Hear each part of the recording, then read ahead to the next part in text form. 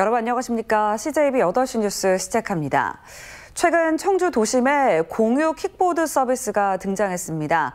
그런데 킥보드 한 대에 2명이 타는 등 규정을 위반한 채 위험하게 타는 모습을 볼 수 있는데요. 만약 이용객 과실로 사고가 났을 경우 보험 적용을 받을 수 없어 안전에 주의가 필요합니다. 박원 기자가 취재했습니다.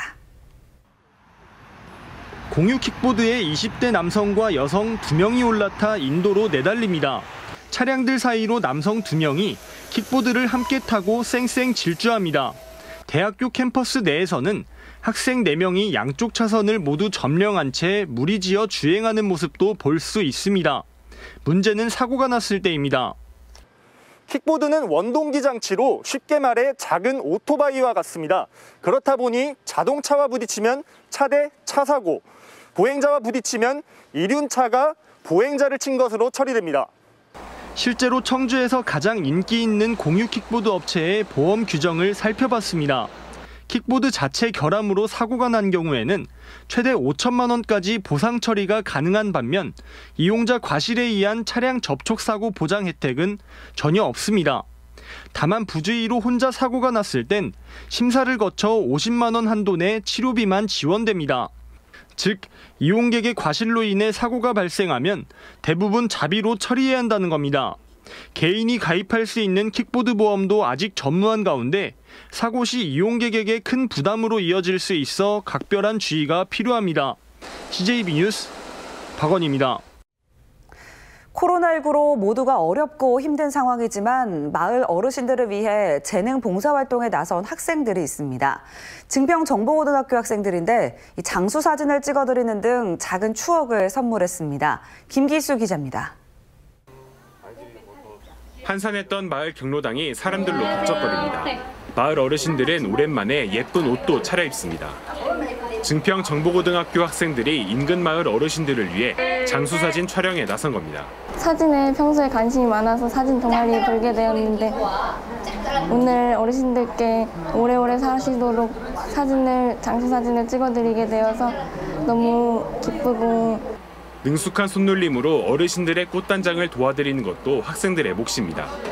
미용과 학생들이 학교에서 갈고 닦은 실력을 어르신들을 위해 마음껏 뽐냅니다. 실무 경험도 쌓이면서 좋고 할머니분들께 경험도 드리고 좋은 추억도 드린 것 같아서 새롭고 뿌듯하고. 조리과 학생들은 어르신들에게 나눠드릴 빵도 준비했습니다. 이른 아침부터 만든 빵에 정성과 존경의 마음을 듬뿍 담았습니다. 어르신들께서 좋아하시는 단팥빵에 이제 건강하시라고 호두를 많이 넣어서 건강한 호두 단팥빵을 만들고 요새 코로나19 탓에 즐거울 일 하나 없었던 어르신들은 학생들의 따뜻한 마음에 미소가 절로 나오고 재능을 아낌없이 나눠주는 학생들이 고맙게 여납니다. 학생들이 하니까 더 뜻깊은 것 같고 우리 어르신들을 위해서 진짜 이런 호의를 베풀어준다는 것이 너무 고맙고. 코로나로 모두가 힘든 상황이지만 학생들이 가진 봉사의 마음이 마을 어르신들에게 큰 위로가 되고 있습니다. CJB 뉴스 김기수입니다. 충청북도가 내일 자정을 기해 사회적 거리 두기를 2단계에서 1단계로 완화하기로 했습니다. 도는 추석 특별 방역 기간 종료와 변경된 정부의 방침에 따라 이같이 결정했다고 밝혔습니다. 따라서 어린이집과 사회복지시설, 학원, 공연장 등은 방역수칙 준수하에 운영 가능하고 유흥주점과 종교시설도 제한 사항을 지키면 운영할 수 있습니다. 청주시가 8.15 광화문 집회 참가 후 코로나19 검사 명령에 불응한 청주 59번 확진자에 대해 고발 조치에 이어 구상권 청구 절차에 돌입했습니다. 시는 8명의 집단 감염 지표 환자로 추정된다는 역학조사 결과에 따라 치료비와 검사비 등 추정 비용 7천여만 원을 1차 청구할 계획입니다. 이후 구상권 협의체를 통해 정확한 금액을 추가 산정해 보완 청구할 방침입니다. 더불어민주당 보은군 정치발전위원회 회원과 당원들이 보은읍 내에서 박덕흠 의원 사퇴를 촉구하는 집회를 열었습니다. 이들은 박 의원이 피감기관으로부터 1,000억 원대 공사 수주 의혹을 받고 있는 것과 관련해 지역 발전이 아닌 부를 축적하는 데만 눈이 멀었다며 의원직을 사퇴해야 한다고 목소리를 높였습니다. 충청북도가 지난 9일 강원도 화천에서 아프리카 돼지열병이 발생하자 도내 유입을 차단하기 위해 방역을 강화하기로 했습니다. 도는 경기도와 강원도 중점관리 지역의 축산물을 위험물류로 분류하고 거점 소독소를 활용한 방역을 추진하고 있습니다.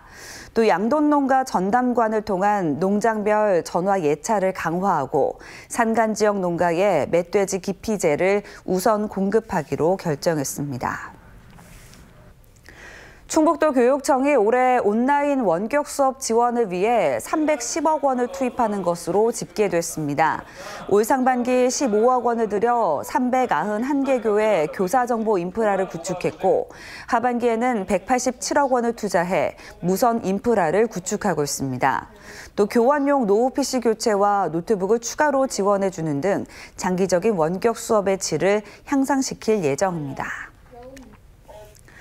오늘 오전 10시 35분쯤 옥천군 옥천읍의 한 야산 벌목 현장에서 카자흐스탄인 47살 A씨가 사망하는 사고가 발생했습니다.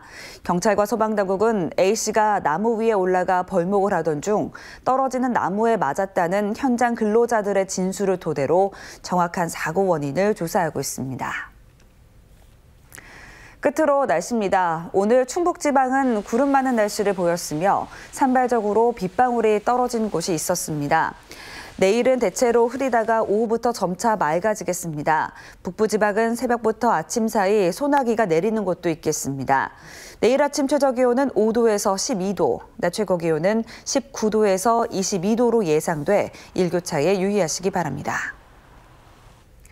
이상으로 CJB 8시 뉴스를 마칩니다. 고맙습니다.